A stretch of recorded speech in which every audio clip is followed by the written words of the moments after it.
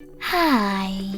In front of me is Motorola Moto G32 and today I would like to show you how you can connect it to printer.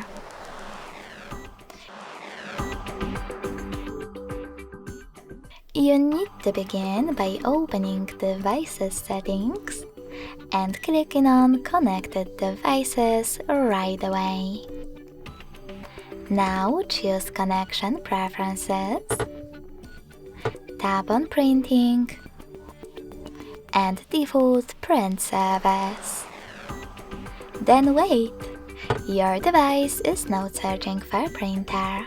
When it finds one, it will connect to it right away. In order to use different print service, you need to remember to disable this one by selecting this switcher next to Use Print Service. Then go back, tap on Add Service, and download the best one for you from the list of available ones. I will go with HP one. When your new service is ready, tap on the back button twice.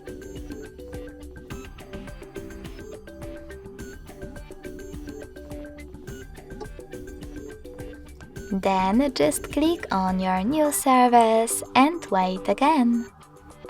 Thanks so much for watching. If you enjoyed this video, don't forget to leave a like, comment and subscribe. Bye!